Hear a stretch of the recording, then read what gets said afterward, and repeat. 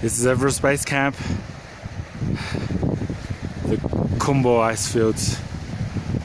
First challenge to get up to the summit is right in front of us.